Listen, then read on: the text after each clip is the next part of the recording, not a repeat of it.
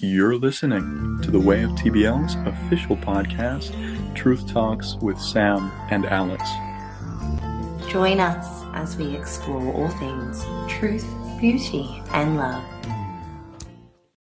Welcome, friends. Today's topic of conversation will be on the liberating nature and necessity of uncomfortable conversations.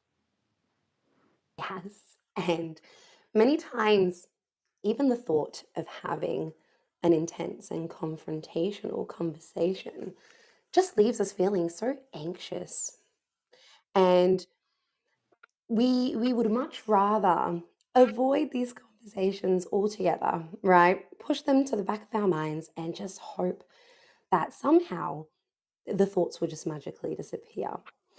But the truth is that these conversations are absolutely necessary for our overall growth and development as individuals, as well as the positive impact it has on our relationships upon having them. Isn't that right, Alexander? Absolutely. And we say that they're liberating in nature because it's it's like getting weight off of your chest, getting weight off of your shoulders. You feel free enough to express yourself. And that's what happens when we lean into uncomfortable conversations, when we learn how to be present when we're talking about unpleasant or uncomfortable things with those that we care Yes, about. leaning into that discomfort. That's right. Yeah, Yeah. exactly.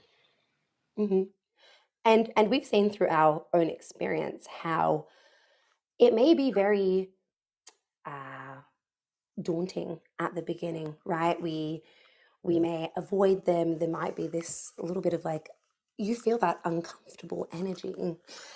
And the more you lean into that and the more you continue to have these conversations and express yourself, the easier it becomes.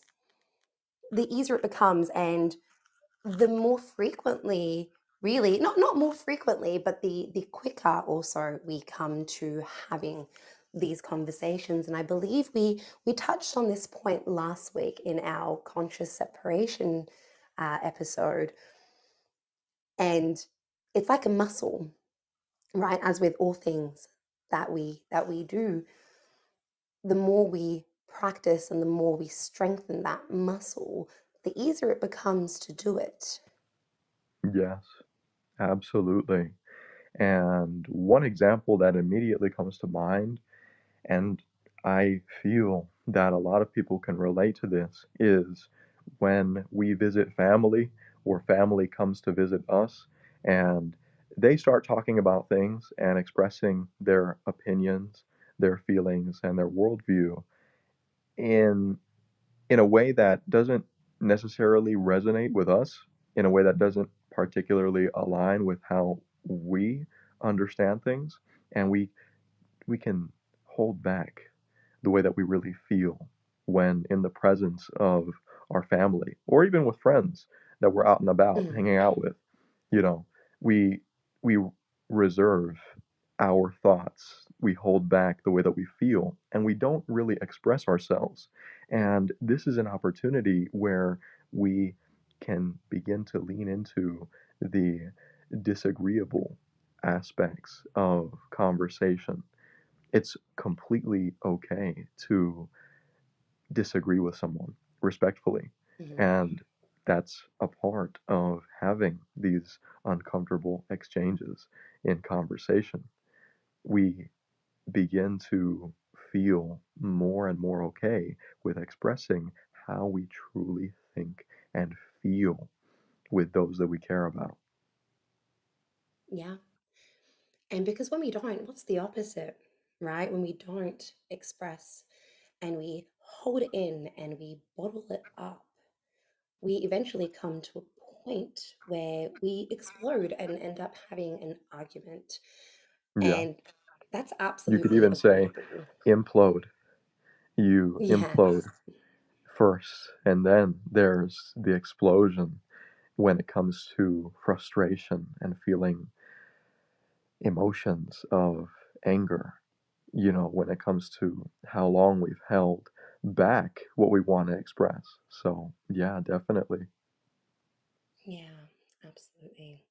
And another part of uncomfortable conversations would also be in the conversations we have with our children, right? And the questions that they have about themselves and their body and sexuality and all these things, right? And we see that children are younger and younger now learning about sex and asking about sex, and it's spoken about at school. And I know I was shocked the first time that I heard Maria talk about sex. I believe she was, oh my goodness, I think she was like a grade 3 or something. And I thought it was crazy. Like, how has my my little girl has come home and has heard about sex? And I know initially I had no idea how to approach it, how to speak to her about it. And I know that most parents also fall into this in not really knowing how to express it to their children, or being embarrassed about the conversation. It's just not knowing how to express it freely without having these subconscious feelings surrounding it, right? And I know I've had conversations with my own mother since, and I remember how she says to me, "Oh, it's always so difficult to have these conversations." And a lot of the times, I would just avoid it completely because I don't know what to say.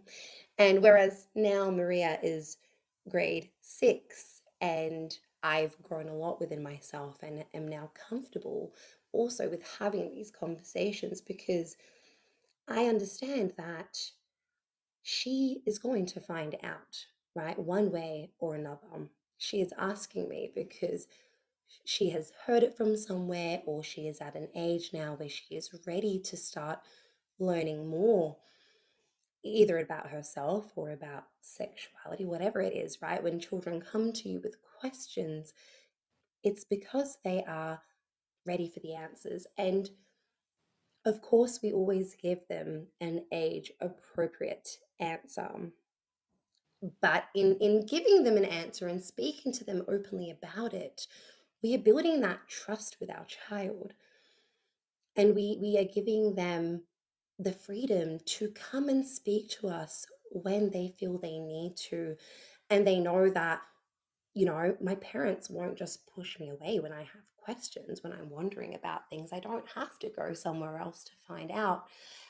And as uncomfortable as it may seem initially, it is so beneficial to have that conversation with your child, because then you are also strengthening the bond between each other, and you are helping them further grow within their own development as well. Yes, and in my Mm. observation, we mentioned this the other day. Children do not necessarily ask you questions to get the answer, Mm. especially if they're not ready for the full explanation or the full answer to the question they're asking us. What they are really looking for, what they're really wanting to feel, is their ability to trust you as a parent, to be present, to not be judgmental, to know that, hey, I can approach mom or dad with this question and they won't make me feel bad for asking it. And I Mhm. feel that a lot of parents get hung up on being the primary and sole influence in a child's life Yeah. when that's really not practical. That's not No. reality. The reality is that we are one of the primary influences, but there's a whole world out there ready to influence your children. And we're not in control of that. They will find other answers out there for context. We'll give them a baseline, wise answer. That is our primary desire. That's our main objective when we give answers to our kids. but we're not in control of the other influences out in the world. We want to give them a guide. We want to give them the space to listen to what we have to share. And from there, they will apply the guidance and the wisdom we give them and use that as a filter for the other influences out in the world that will want to Yeah. mold their minds and their worldview. That's what we want. We let go of everything else. We are not in Hmm. control of how the world will influence them, but we want them to know that they can come to us when they have doubts, when they have questions, especially when it comes to sensitive topics like sexuality. You know, Absolutely. we Hmm. really just want them to understand that they can come to us with any question on any topic, and we will be present with them. When Hmm. they start growing up, they're going to have these awkward situations that they want a bit more insight on, and they will feel safe in speaking with us. That's really what we want. We don't want them to run from us. We don't want them to hide things from us. Hmm. That's what we want to avoid. Exactly. And that's how we also help them in being able to trust themselves to have these conversations. Because a lot of adults, their fear of these conversations is rooted in their childhood and not being able to have them with their parents. And so by being able to, it's just, it's so important for our children to be able to have these conversations because it will impact their whole life. Yeah. Absolutely. Yeah, and just the way that they go about Uh-huh. doing things. We're impacted, like you said, based on the shame, the embarrassment that we felt when asking Yeah. the wrong kinds of questions to our parents. And seeing And really, there is their no wrong question, right? There never yeah, is there's a no wrong such thing as a question. wrong Yeah. kind of question. We ask it again when we're ready to learn more. There's no such thing as an inappropriate question. We are simply wanting to learn more when we feel we're ready to. And Mhm. in understanding that, we'll be much more empathetic with our children. It's all about building that trust, right? And again, when Absolutely. we are able to be present when having these uncomfortable conversations, we're able to let them feel that they can come to us for any reason on any subject matter. And that's one of the best feelings you can have as a parent. It is. Absolutely. It definitely is. And in holding back these conversations, it always comes from a fear of the unknown, right? If this is just not in regards to only our children, but the uncomfortable conversations that we may have with our partner or with family members, right? Or even with co-workers. A lot of the times we avoid the conversation because yeah, we are afraid of the unknown. We are afraid of what the response may be. And we also put a lot of assumption into the mix as well. We assume that we already know what the response will be. Right. And yeah, and when we do that, like you can feel the response within your body, right? You feel the gut clenching. You feel the whole irritability just in your being. You do not feel right, and that's because you are suppressing that energy within your body. You're not Yeah, allowing that's it to literally the freely body be language of expressed. suppression. It is, yes. Yeah, and we ultimately will live in a state of denial until we do open up and have these conversations. Yeah, yeah. Yeah. And it's just so important because, again, we learn to trust in our ability to express how we feel and think. Mhm. That's so important. Self expression is everything. It And really for example, When you feel that your work is worthy of being recognized more than you see that it has been, and you lack the courage to ask your boss or your manager for a raise, that is an uncomfortable conversation that Yeah. is worth having, especially when you feel that your work isn't really being recognized the way that you feel it should be. So we see the practical applications for being present in unpleasant or uncomfortable circumstances like that. You have to be able to lean into that uncomfortability and ask for what you want. And it also, by being able to just speak freely like that and have those uncomfortable conversations, you are avoiding things that you don't actually want. And for me, I can give my personal example with my ex-husband Thanos. When we first got together, I was quite young and I was living in Greece at the time, and I had just ended a relationship prior, and I was quite heartbroken, as you are at 17 when you think that you are in love, but you're really not. But I was heartbroken, and then I met my ex about a month later, and it was still too early. I knew it was, but I at that point in time, I was still seeking that attention and that external love, right? I wasn't giving it to myself enough, and I was seeking it externally. And so I met him, and he was so different to the ex that I had. He was such a loving person. He would take me to different places, and I thought it was amazing, right? Compared to the relationship that I had had prior. And I fell pregnant quite early on. And although that pregnancy didn't go through well, he was very supportive and he was very loving and caring. And I just thought that that was incredible. And so he moved in with me very early on.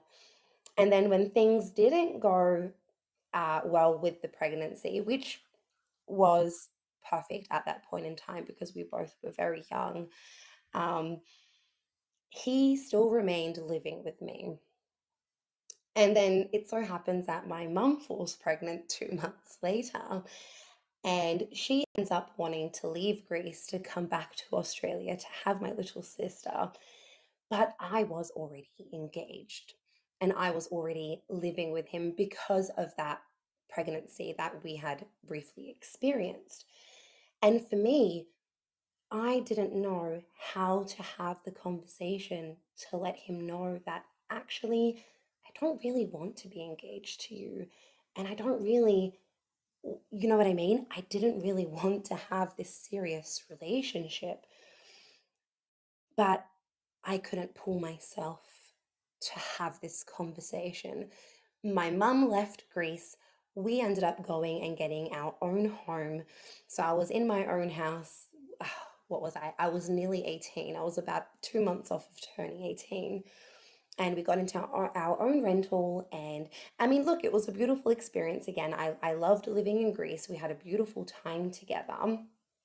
But on the other side, which I hadn't realized at the time, I gained almost, I think it was 20 kilos in a matter of 6 months or so, which I think that works out to be, what is it, 40 something pounds in such Yeah. a quick amount of time. And I just thought it was, oh, we're up late and we're eating and we have friends over. But I know it wasn't that. It wasn't only that. This was my body sort of telling me, Sam, you need to listen to what you really want.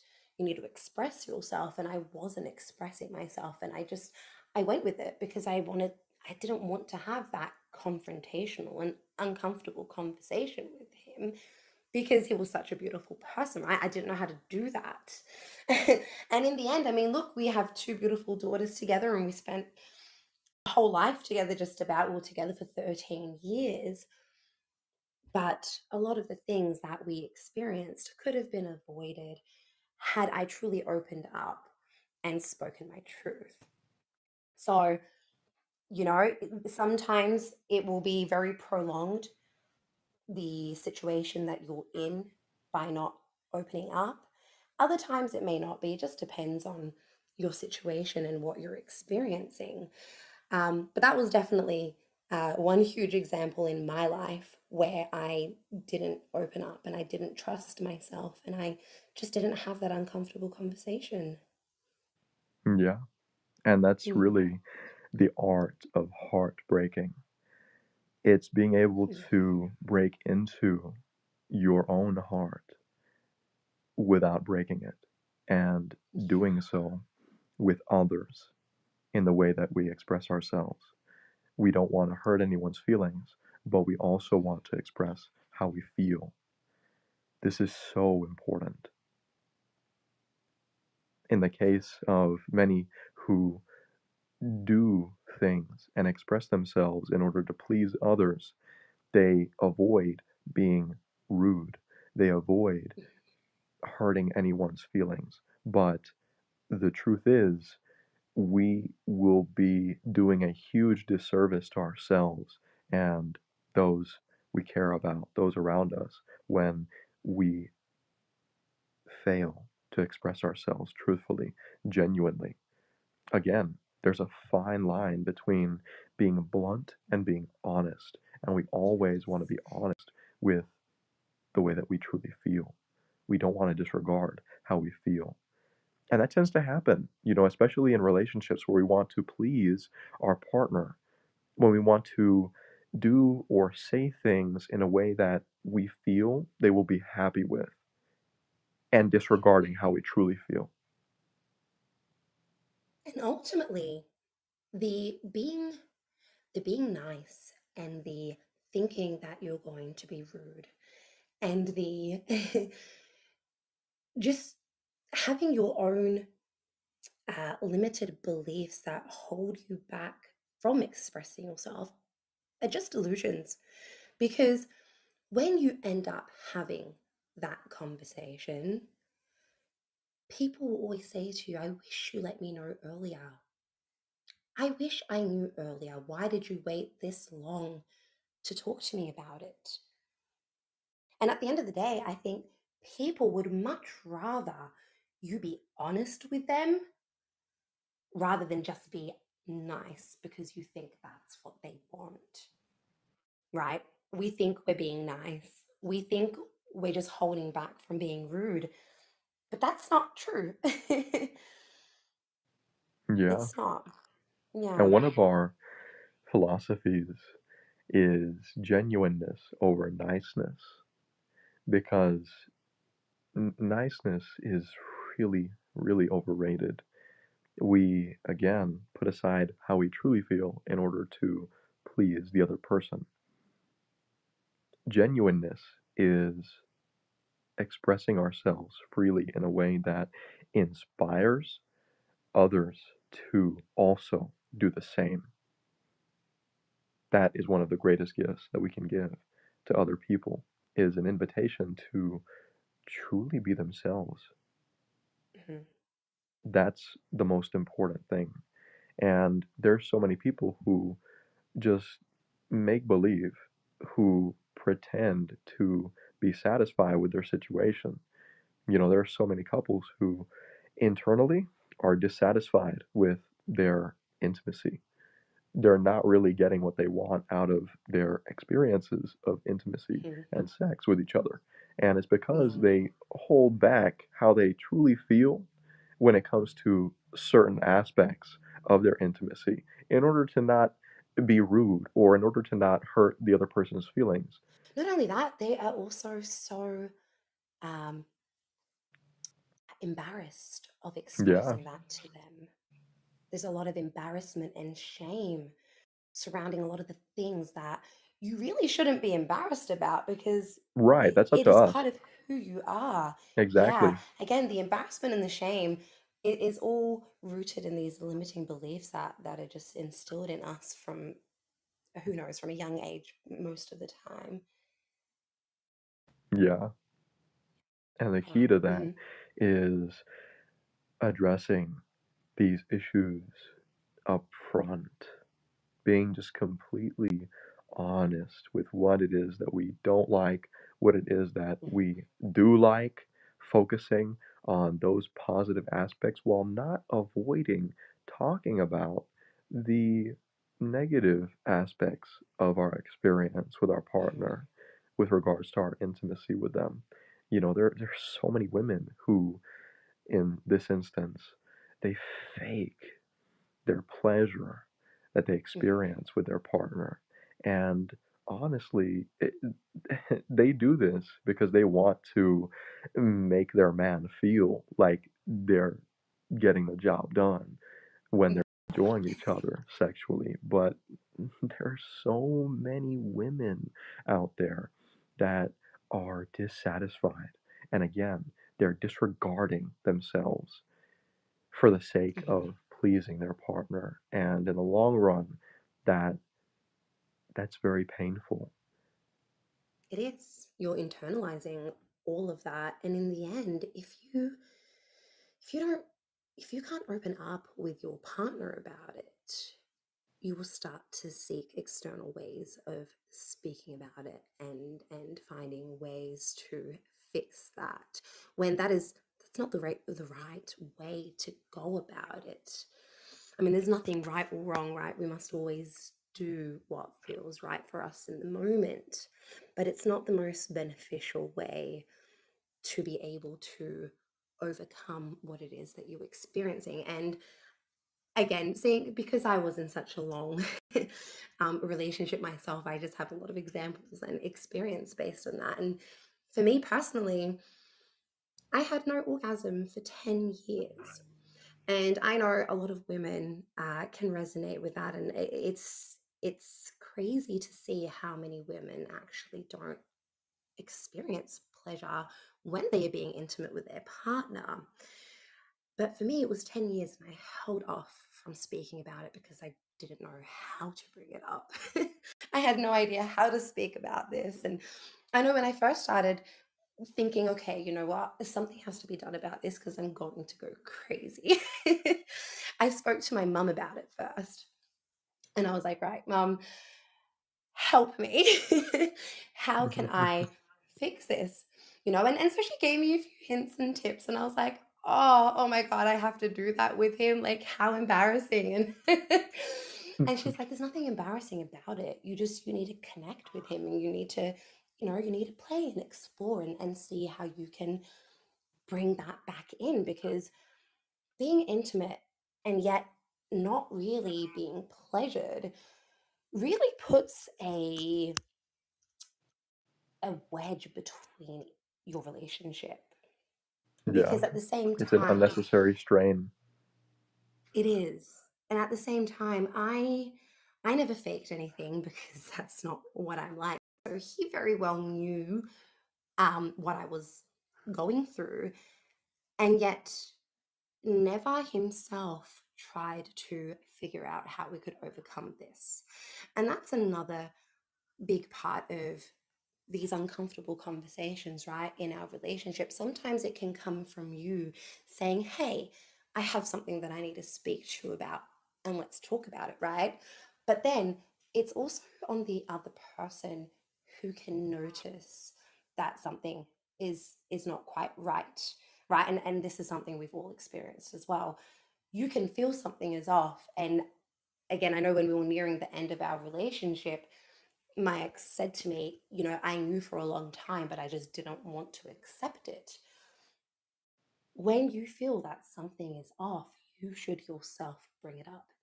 Hey, I can feel that something's not quite right, or I've noticed that this, you know what I mean? And let's talk about it. Let's see, why it is that you feel this way. And it's just so beautiful when we do have that conversation and we are able to find such a beautiful resolution and solution when we Yeah, speak honestly and openly, and we're not just holding back and then lashing out at each other. which is what a lot Yeah, of people do as well, right? Yeah. right. They hold back. And when you feel that you can be completely accepted for what it Mhm. is you have to say, it's one of the best feelings ever. And it's like layers of an onion being peeled back. Our Mm. shields are raised, our guards are down. We lower those those barriers to Mhm. conversation and communication. And that's so important. You know, a lot can be resolved, a lot can be taken care of and sorted out when we allow ourselves to express what it is we truly feel, especially with our partner, especially in relationship with our family, with our children. We we feel this immense peace and Mhm. satisfaction from acknowledging the truth. And there's nothing Yeah. more freeing, more liberating than that. And we grow so much closer as well in our relationships, both in partnerships or with our children or with our family members. Our bond just grows so much closer because we have been able to open up and express ourselves freely like that. And we really are giving the other person a chance to speak their truth as well, rather than just assuming what they will think or do. Yeah, And it's when we have those assumptions, that's when we tend to argue, when we tend to not really give the other person space to speak and express themselves. And so when we do, and I know in our own personal experience, every time we open up about something, we feel this, as you said, this immense peace surrounds us, and joy and love, and we always come to this beautiful resolution. We There is so much healing that occurs when we have the conversations, and then we view these conversations as opportunities to grow. It's no longer looked upon as, oh shit, yeah, there's something I need to bring up again. You know what I mean? We never go into those conversations anymore from a place of fear. We now come from a place of growth, and we are so open now to having these conversations because we know how much it benefits us from having them, and how it strengthens our relationship and our love for each other for being able to have it. yeah. Yeah, it's so beautiful. Hmm. It's such a beautiful thing. And for guys, you know, it builds our confidence. It builds our trust in ourselves when we're Hmm. able to acknowledge and express how we feel. You know, we let go of being able or feeling the need, rather, to please other people, to please our lady. You know, there have been times where, you know, in the past I may have held back from acknowledging something to Samantha. You know, sometimes she gets very passionate in conversation about something, and instead of holding back, you know, I'm like, baby, you know, let's take a moment here, like relax. Sometimes I need to say that, and it's okay. You don't Yeah. need to hold back from expressing yourself in that way and being just straight up. Again, Hmm. this is with anyone, right? Yeah. There's a power and a strength that comes from not holding back how you feel. Again, this isn't about not caring what other people Hmm. think, right? It's not complete lack of consideration. There's a Of huge course not. difference. You take into consideration the other person while expressing yourself genuinely. That That's is definitely oh something that needs to be yeah. considered. You express it in a loving and caring way. Yeah. It's not a, hey, you need to stop. You know what I mean? is You're the doing difference it in between a, a blunt machete yeah, and an elegant samurai sword that's right. in the way that we Yeah, and communicate. then, well, that, and then because of the energy that is expressed and the way that you're expressing yourself, the person responding to you is going to come back with that same energy. This is what we have to remember. You can't go to someone with this hostile energy and be like, right, you this and this, and expect them to respond back to you in a loving and caring way. Yeah, You get what you give. And so when you approach things in a very loving and caring way, then the other person really can't take it as an attack because it's not. It's being said in such a loving and caring way. And I know I've responded to you and I've said, oh, I, I wasn't aware. Thank you for bringing that to my attention. Because yeah, that's the energy that is felt. I'm expressing myself to you because I care about you and I care about our connection. And it's coming from a space of growth over a space of fear. yeah. Yeah. The love is felt, and Mm, it's all in your energy, the energy you bring to the conversation. Your desire is so that everyone benefits, so that we all mhm, grow as a result of communicating with each other in this way. All of that is felt in the way that you express yourself. And the more that you lean into it, the more comfortable mm, you'll be able to feel expressing yourself and calling a spade, telling it like it mm, is. Because it's not a matter of your ego, the immature and underdeveloped aspects of your ego coming out and expressing mm. themselves. It's your genuine desire and willingness to grow and wanting for others to grow as well. Yeah. Mhm. And yeah, it just I lost my thought. I was thinking about something and it just went. um no, it's beautiful. It's how we are able to connect on even deeper levels. It's how we are able to continue growing within ourselves. And my thought is back now.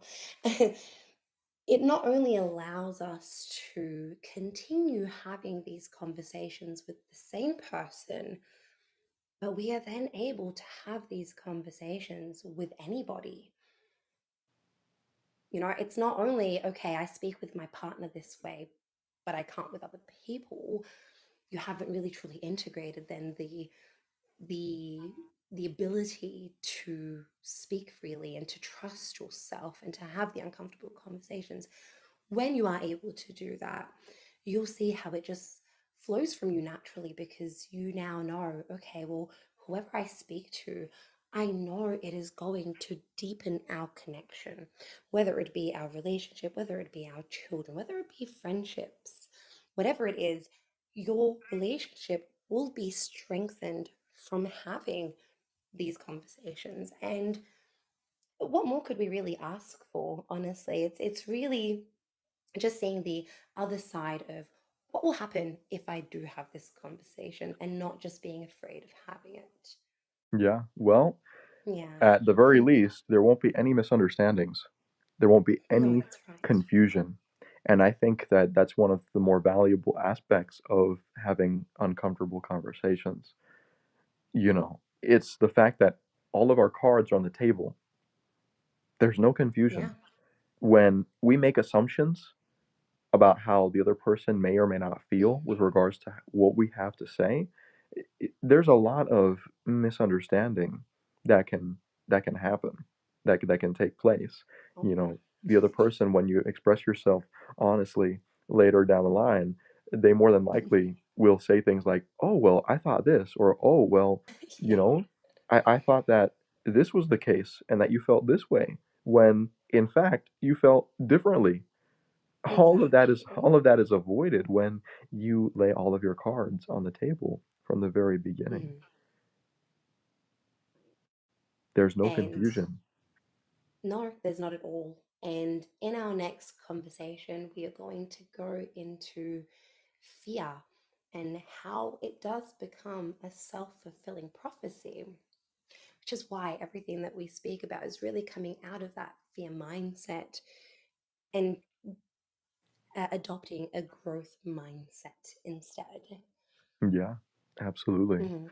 And to cap off this truth talk, I'd like to quote Tim Ferriss, who says, "A person's success in life can usually be measured by the number of uncomfortable conversations he or she is willing to have."